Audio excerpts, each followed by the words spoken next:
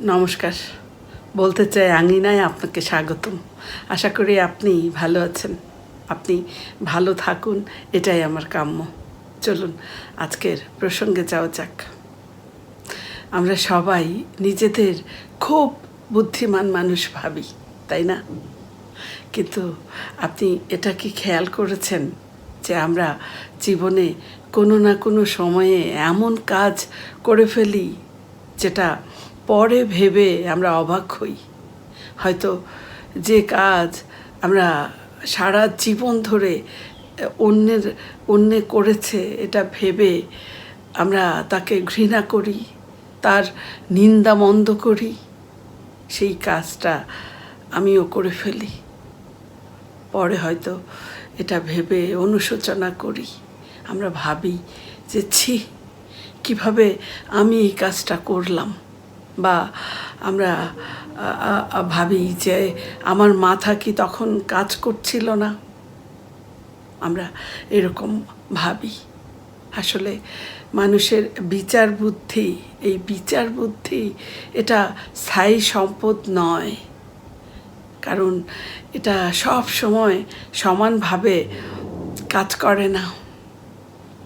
হয়তো হয়তো অনেক সময় এটা নির্দিষ্ট কোনো পরিস্থিতিতে, কিছু পরিস্থিতিতে আমাদের মস্তিষ্কের যে লজিক্যাল পার্ট বা যুক্তিবাদী অংশ সেটা সাময়িকভাবে অকেজো হয়ে পড়ে। আজকের এই আলোচনায় আমরা জানব যে ঠিক কখন কখন মানুষের বিচার বুদ্ধি কাজ করে না এবং কেন করে না এই বিষয়ে। এর কারণ যদি আমরা দেখি, প্রথম যে কারণটি সেটি হলো তীব্র আবেগ বা ইমোশনাল হাইজ্যাক। বিচার বুদ্ধি কাজ না করার পেছনে প্রধান কারণ হলো এই তীব্র আবেগ বা ইমোশনাল হাইজ্যাক। আমাদের বিশেষ করে আমাদের যে রাগ, ভয় এবং অতিরিক্ত উত্তেজনা, এগুলো মূলত আমাদের এই বিচার বুদ্ধিকে নষ্ট করে। চিকিৎসা বিজ্ঞানের ভাষায় এগুলোকে বলা হয় অ্যামিগডালা হাইজ্যাক।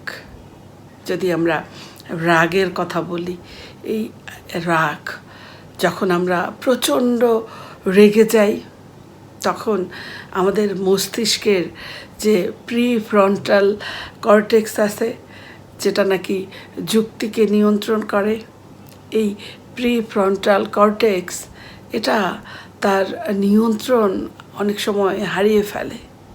মানুষ তখন হিতাহিত জ্ঞান শূন্য হয়ে পড়ে। প্রচণ্ড রাগে যখন মানুষের মাথা একেবারে বিটা লেভেলে চলে যায়, তখন মানুষ হিতাহিত জ্ঞান শূন্য হয়ে পড়ে। এরপর আরেকটি যেটি কারণ, যে ভয়, অর্থাৎ মানুষ যখন নিজের জীবনকে বিপন্ন মনে করে, কোনো কারণে ভাবে যে তার জীবনটা একেবারে বিপন্ন হয়ে পড়েছে, তখন মানুষের মস্তিষ্ক শুধুমাত্র বেঁচে থাকার জন্য, বাঁচার জন্যে ফাইট অর ফ্লাইট মুডে চলে যায়। আর এই মুডে থাকাকালীন সময়ে মানুষ জটিল যে হিসাবগুলো জীবনের, এই জটিল হিসাবগুলো মেলানোর যে ক্ষমতা সেটা আর থাকে না। মানুষ এই মুডে থেকে আর লজিক্যাল চিন্তা করতে পারে না। এরপর দ্বিতীয় যে কারণটি, সেটি হলো অত্যধিক মানসিক চাপ ও ক্লান্তি। আপনি কি একটা বিষয় খেয়াল করেছেন, লক্ষ্য করেছেন যে সারাদিন খাটাখাটনির পর আমরা রাতে যদি কোনো সিদ্ধান্ত নিই, প্রায়ই সেটি হয় ভুল সিদ্ধান্ত। এর পেছনে মূলত যে কারণটা সেটা হলো ডিসিশন ক্যাটিক। এটা হচ্ছে ডিসিশন ক্যাটিক। এটা হতে পারে আমাদের মস্তিষ্ক মূলত অনেকটা ব্যাটারির মতো। আমাদের মস্তিষ্ক সারাদিন ছোট বড় সিদ্ধান্ত নিতে নিতে এর চার্জ শেষ হয়ে আসে। তখন আমরা যদি সিদ্ধান্ত নিই, দেখা যাবে বেশিরভাগ সময়ে সে সিদ্ধান্তগুলো ভুল হয়। আবার আবার যখন আমরা প্রচণ্ড মানসিক চাপে থাকি, কোনো কারণে মানসিক চাপ আমাদের প্রচণ্ডভাবে বেড়ে যায়, আমরা তখন সিদ্ধান্ত ভুল নেই। আবার হতে পারে যে দীর্ঘদিন নির্ঘুম রাত যদি আমরা কাটাই, আমাদের মস্তিষ্ক তখন শর্টকাট খোঁজে। আর এই সময়ে মূলত গভীর চিন্তা করার ক্ষমতা থাকে না এবং মানুষ তখন ভুল আর অযৌক্তিক পথে হাঁটে। এরপর তৃতীয় যে কারণটি, এই বিচার বুদ্ধি হারানোর তৃতীয় কারণটি হলো মোহের বশবর্তী হওয়া। মূলত মানুষ যখন লোভ এবং অন্ধ আবেগে পড়ে যায়, তখন মানুষের বিচার বুদ্ধি পুরোপুরি ঢেকে যেতে পারে। যেমন লোভ, যখন কেউ দ্রুত বড়লোক হওয়া কিংবা এমন হতে পারে যে কোথাও থেকে বড় কোনো প্রাপ্তির নেশায় মত্ত হয়ে পড়ে, তখন সে তার যে মস্তিষ্কের রিওয়ার্ড সিস্টেম, এই মস্তিষ্কের এই রিওয়ার্ড সিস্টেম এটা এত সক্রিয় হয়ে পড়ে যে সে তখন ন্যায় অন্যায় বোধ হারিয়ে ফেলে। তার মধ্যে এই লোভ আর এই ন্যায় অন্যায় বোধ এটাকে আর তার মধ্যে থাকে না। সে তখন ভবিষ্যৎ ঝুঁকি বা ভবিষ্যতে কি পরিণতি হতে পারে সেটাও আর ভাবতে পারে না। তার মস্তিষ্ক আর সেভাবে কাজ করে না। এরপর যে অন্ধ আনুগত্য বা প্রেম, কথায় আছে না, প্রেম অন্ধ। অর্থাৎ যখন কোনো ব্যক্তি বা মতাদর্শের প্রতি অন্ধভাবে আসক্ত হয়ে পড়ে, যখন কেউ কোনো ব্যক্তি বা মতাদর্শের উপরে একেবারে অন্ধভাবে আসক্ত হয়ে পড়ে, তখন সেই মতাদর্শে বা সেই ব্যক্তি যদি কোনো ভুলও করে, সেটাকে আর বড় মনে হয় না, সেই ভুলটা চোখেই পড়ে না। মূলত তখন যুক্তি আবেগের কাছে হেরে যায়। মানুষ তখন বিচার বুদ্ধি হারিয়ে যে কোনো সিদ্ধান্ত নিতে পারে আবেগের বশবর্তী হয়ে। এখানে আরও একটি বিষয় অনেক সময় কাজ করে, সেটা হচ্ছে ব্যক্তিগত যে আরাম আয়েশ, ব্যক্তিগত চিন্তা, ব্যক্তিগত সুখ স্বাচ্ছন্দ্য, এটা মানুষকে অনেক সময় অন্ধ করে দেয়। এরপরের যে গুরুত্বপূর্ণ কারণটি, সেটি হলো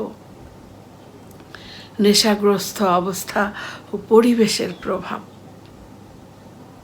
মূলত যখন মানুষ নেশাগ্রস্ত থাকে, এটা খুবই সাধারণ কিন্তু গুরুত্বপূর্ণ কারণ হলো মানুষ যখন নেশা জাতীয় দ্রব্যের প্রভাব তার উপর পড়ে, মাদক বা অ্যালকোহল, এটা সরাসরি মস্তিষ্কের নিউরো ট্রান্সমিটারগুলোকে বাধা দেয়, যা আমাদেরকে সাময়িকভাবে আমাদেরকে কাণ্ডজ্ঞানহীন করে তোলে।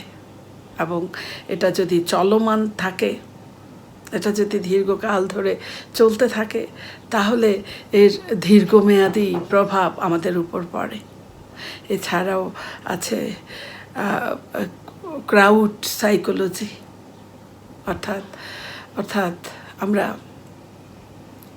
কাদের সঙ্গে বসবাস করছি, আমাদের চারপাশের মানুষজন তারা কারা। তারা যদি ভালো চিন্তার মানুষ হয়, ইতিবাচক চিন্তার মানুষ হয়, তাহলে সেই প্রভাব আমাদের উপর পড়ে। কিন্তু আমাদের আশেপাশে থাকা মানুষগুলো যদি নেতিবাচক চিন্তার মানুষ হয়, যদি তারা ক্ষুদ্র চিন্তার মানুষ হয়, তার প্রভাবও আমাদের উপর পড়ে। আমরা ক্রমেই সেই নেতিবাচকতার দিকেই ধাবিত হই। আমরা আমরা তখন সেই মানুষগুলোর মধ্যে থেকে এমন কাজ করি যে কাজ যদি সেই মানুষগুলো পাশে না থাকতো তাহলে হয়তো করতাম না। পরে আমরা সেটা বুঝতে পারি। মূলত এই যে বিচার বুদ্ধি হারিয়ে ফেলা, একটা মানুষ তার সারা জীবন ধরে অর্জন করে তার সম্মান এবং তার প্রতিষ্ঠা, কিন্তু মুহূর্তের বিচার বুদ্ধি হারিয়ে ফেলার কারণে এই দীর্ঘদিনের অর্জন সেটা নষ্ট হয়ে যেতে পারে। তাহলে আমাদের করণীয় কি? আমাদের বাঁচার উপায় কি? আমরা এই যে আমাদের বিচার বুদ্ধি যে লোপ পেয়ে যায়, এই লোপ পাওয়া থেকে কিভাবে আমরা নিজেদেরকে বাঁচাতে পারি? মূলত এই যে বিচার বুদ্ধি হারিয়ে ফেলা, এই যে দীর্ঘদিনের সম্মান হারিয়ে ফেলা, এটা থেকে বেঁচে ওঠা এটা খুব জরুরি। আমি এখন যে কয়েকটি পদ্ধতি বা পদক্ষেপের কথা বলবো সেগুলো অনুসরণ করতে পারি। 1, আমরা রাগের মাথায় সিদ্ধান্ত নেব না। যখন আমরা প্রচণ্ড রেগে থাকি, আমাদের মস্তিষ্ক বিটা লেভেলে চলে যায়, সেই সময়ে আমাদের উচিত লম্বা দম নেওয়া এবং মাটির দিকে তাকিয়ে থাকা, এবং সব সময় আমাদের মনে রাখা উচিত রেগে গেলেন তো হেরে গেলেন। অর্থাৎ রাগের মাথায় আমরা যেন কোনো সিদ্ধান্ত না নিই। তারপর দ্বিতীয় যে পদক্ষেপ সেটা হলো আপনজনের সাথে আলোচনা করে সিদ্ধান্ত নেয়া। অর্থাৎ আমাদের যে সিদ্ধান্তের প্রভাব আমাদের উত্তরসূরিদের উপর পড়বে, আপনজনদের উপর পড়বে, এবং পরে যে সিদ্ধান্তের কথা ভেবে আমাকে আফসোস করতে হবে এবং যে সিদ্ধান্তের জন্যে আমাদের উত্তরসূরি বা আপনজন ভুক্তভোগী হবে, অন্তত সেই সিদ্ধান্তগুলো নেয়ার আগে সেই আপনজনদের সঙ্গে পরামর্শ করা, আলোচনা করে সিদ্ধান্ত নেওয়া খুব জরুরি, এবং এটাই একজন বুদ্ধিমানের কাজ। এরপর তৃতীয় যে পদক্ষেপ সেটা হলো বিশেষজ্ঞের পরামর্শ। আমরা যে মানুষগুলোকে বিশেষজ্ঞ মনে করি, অর্থাৎ যে মানুষগুলোকে মনে হয় যে তারা জ্ঞানী, অন্তত সুদূর প্রসারী কোনো সিদ্ধান্ত নেয়ার আগে, বড় কোনো সিদ্ধান্ত নেয়ার আগে সেই মানুষগুলোর সাথে আমরা একটু আলোচনা করে নিতে পারি। কারণ আমরা কেউ ভুলের ঊর্ধ্বে নই, আমার মধ্যেও ভুল ত্রুটি থাকতে পারে। আজকে হয়তো আমি কোনো কারণে সেটা বুঝতে পারছি না, একদিন ঠিক অনুভব করতে পারবো। এই জন্যে বড় সিদ্ধান্ত, সুদূর প্রসারী সিদ্ধান্ত নেয়ার আগে আমাদের যে কোনো বিশেষজ্ঞ একাধিক মানুষের সাথে পরামর্শ করে নেওয়া উচিত। মূলত এই যে আমাদের সম্মান, এই যে আমাদের বিচার বুদ্ধি, এগুলো আমাদের দীর্ঘদিনের অর্জন, এবং এই বিচার বুদ্ধি একজন মানুষের পরিচয়। একজন মানুষ সে কতটা ব্যক্তিত্ব সম্পন্ন মানুষ সেটা বিচার বুদ্ধি পরিচয় করিয়ে দেয়। তাই আমাদের সম্মান, আমাদের বিচার বুদ্ধি এটা রক্ষা করার যে দায়িত্ব সেটা মূলত আমাদেরই। আপনার জন্য রইল আমার সীমাহীন শুভকামনা। অসংখ্য ধন্যবাদ এতক্ষণ সাথে থাকার জন্য। আবারও কথা হবে অন্য কোনো অনুভব নিয়ে অন্য কোনো দিন। ততক্ষণ আপনি খুব ভালো থাকুন, সুস্থ থাকুন। আর যদি ভিডিওটি ভালো লাগে শেয়ার করুন এবং সাবস্ক্রাইব করে বলতে চাই এর পাশে থাকুন।